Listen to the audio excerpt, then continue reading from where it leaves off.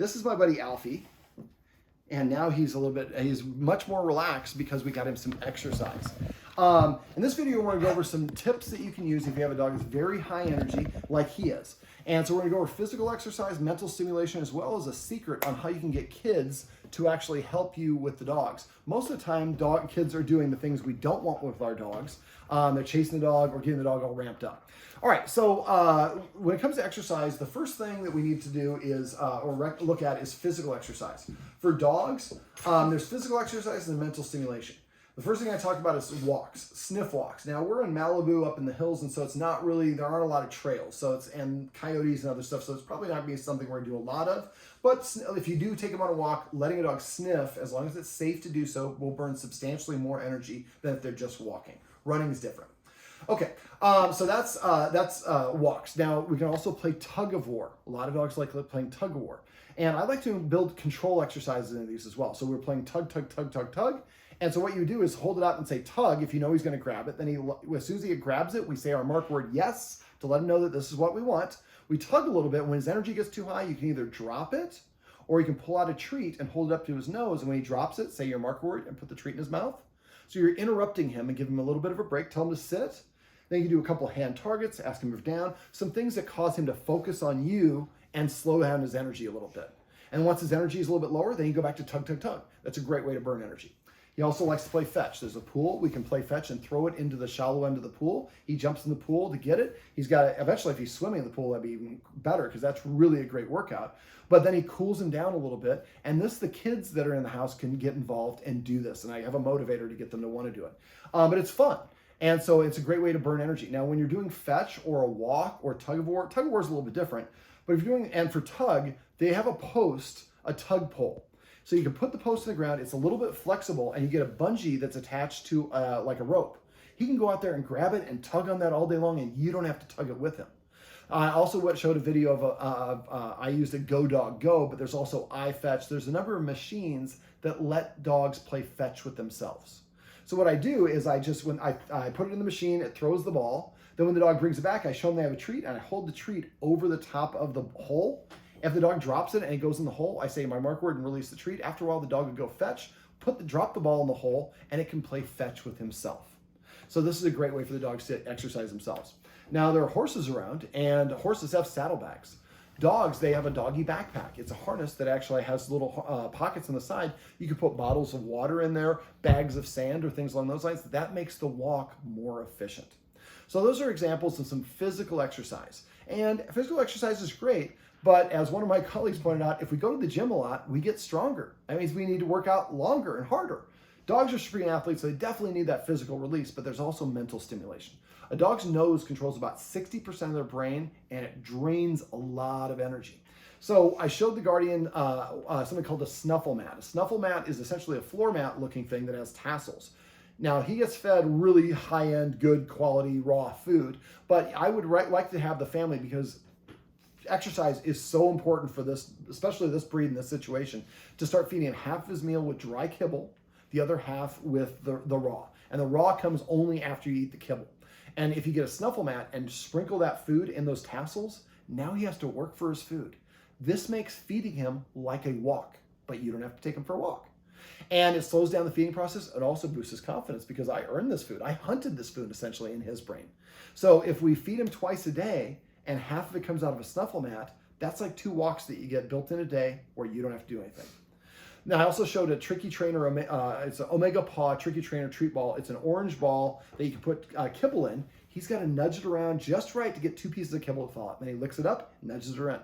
At first, you'll have to nudge it for him a couple times, but eventually when kids are doing things, you're eating a meal, you put his food in there, put Nigel away, and then he's nudging this thing around getting his own food while we're eating or preparing meals or watching the kids or doing some work or whatever it is. We're taking care of his need, and just like we have kids, we distract the kids. Well, this is a great way to distract him, and it burns energy. Bonus. Now, training is also a great way to burn energy. Training should be in a 3 to 5 minute training session unless the lesson requires more than that. But after a while, their neurons start getting tired. He's a puppy still, essentially. So we want to keep it shorter and more frequent. So if we can do 3 5-minute training sessions a day, that's only 15 minutes. We got to do it inside. We don't have to do it outside in the heat. That drains a lot of energy as well. And then we also went over Cookie in the Corner. Cookie in the Corner is an introduction to scent games. That's when we showed a treat. We said, find it, threw it in the corner. When he licked it up, we said yes. And then we combined come, and then he came back to us. We said yes before he got to us. Then we said yes and put the treat in his mouth. So we're actually doing 2 exercises there at once just by throwing treats in the corner. And this is something that kids can do as well. I throw 1 treat, then 2, then 3, then 4, 5. And eventually you just hide the treats there when the dog's away. And then he comes in and you say, find it, and sweep your hand in that direction. He goes sniffing the ground, draining energy, and also boosting his confidence and keeping him occupied. So those are some examples, and I'd like you guys to also, you should also Google scent games. Scent games, there's a whole bunch of SCENT, and don't worry about the ones that talk about a cadaver. You can do other ones with it, and there's paid websites for it, but I would find 2 or 3 that you can do in the house that are easy to do, so he's draining energy without us having to get him that physical exercise. Now, what I'd like you to do is start a daily journal for 1 week. Write down the date at the top, write down the time that you feed him, and how you fed him, and snuffle mat or the Omega Paw treat ball or whatever it was.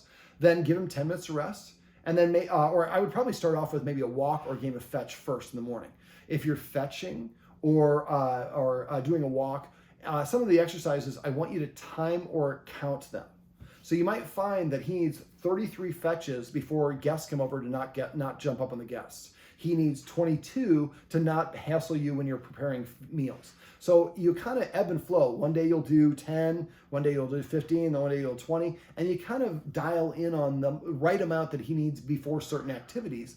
Now you know what he needs to set him up for success so that he doesn't hassle the cat or the other dog or the kids or get into what we call a nuisance or what I call unwanted behaviors to get your attention. Remember, all attention is validating. So yelling at him to stop getting on the counter is pretty much the same thing as giving him a treat. You're training and rewarding him because it's validating for him. Now, we also went over the positive interrupter. And positive interrupter is going, making a kissing sound like, he's asleep, I don't want to do too much. And then following up with a hand target. So when he starts getting in the poop of the litter box, if you see him do it and you make the positive interrupter sound, he looks at you and you do hand targeting, he runs over to you. Now you've redirected him without making the poop a rewardable thing. And then you give him a bully stick, a lick mat. You take him out for a game of fetch or a walk or the tug tour or whatever it is, and burn that energy for 5 minutes. He'll come back and he's going to do what he's doing right now and just sit there on the floor. That's what we're looking for. But indicate, when your kid is tired and cranky, you don't say, oh, you're being a naughty girl. Oh, you see through that and you say, oh, you are tired, you need sleep. I want you to be proactive in terms of getting him exercise. So getting back to the journal, for 1 week, keep a journal. You might have to do it for 2. But usually 1 week, write the day at the top, write the time, and then how many fetches in the morning. And then give him 10 minutes to rest after physical exercise, then feed him and write down the time for that. And then a couple hours later, you do Tug of War. A couple hours later, you do some training. A couple hours later, maybe you give him a snack with a tricky trainer treat ball. A couple hours after that, you do the fetch or the pull deal. And then maybe you do another game, a 5-minute training session. And then we do maybe a short walk, or some training again. The idea is to alternate between physical exercise and mental stimulation in short 5-10 minute practice sessions that are sprinkled throughout the day every 2 to 4 hours. Then at the end of the day, give it a letter grade A through F. If it's anything other than an A, then instead of doing 22 fetches, maybe we do 28 fetches. So we kind of play around with those rhythms until we find a rhythm that is reasonable for you two to do, that satisfies his physical needs and achieves the behavior that we're looking for. And when he gets naughty or starts doing rambunctious, I want you to interpret that just like your child needs nap, he needs some exercise, some mental stimulation. You can also look up and Google enrichment. There's a whole lot of other things that you can do out there are great ways to physically drain the dog's energy. Now, kids, how do we get kids involved? So what I've done for kids is kids usually reinforce the behaviors we don't want. They chase the dog, they grab the dog, and do all the sort of stuff we don't want. So what I've done is I would have you do an arts and crafts day.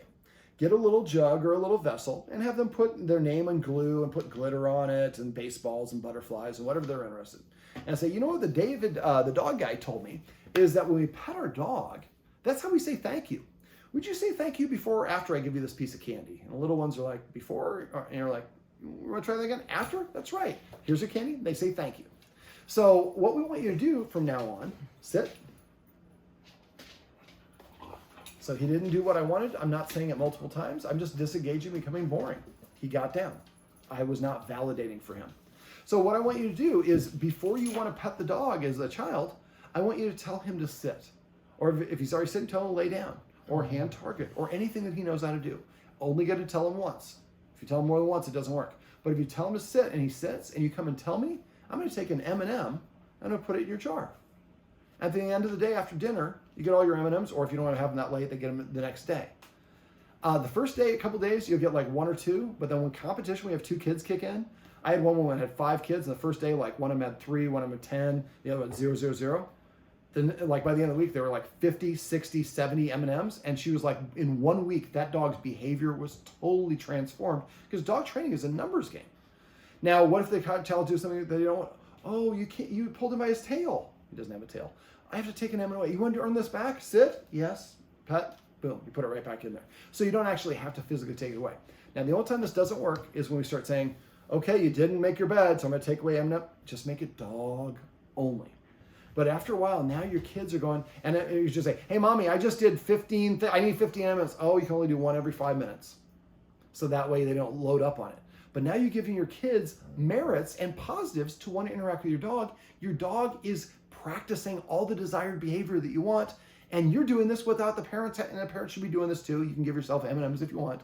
But the idea is now everybody's on the same page. We're all saying that marker word, and then the dog and the kids have the same motivation to do the things that you want. You end up having a dog that, and now you have the schedule that is reasonable, that fits with your schedule. And there's gonna be days where you have to skip one. Well, then just add something in later on. And I'd like you to make sure you're trading it off. You know, I know there's 4 in the house, so the littlest one, maybe she can just do the cookie in the corner. But the boy can maybe do some fetch. And maybe you practice some training with that. And once he knows that, he can practice some of the training stuff. Now the kids are involved, and everybody's happy. Mom's happy because she doesn't have to do all as much stuff. She can do her emails and do it art or whatever it is mom wants to do. Dad, same thing. And the kids are involved, and the dog is satisfied and feels like a complimentary member of the family instead of what we look at as a lot of puppies as being the nuisance dog or the troublemaker. And after a while, you get frustrated with your dog for that. So we want to make sure that it's a positive thing. Dogs can be wonderfully awesome creatures, and they can really complement us and add to the enrichments of our life. But if we don't channel that energy properly, they can really be what we would refer to as stinkers and not really as positive we would like them to be.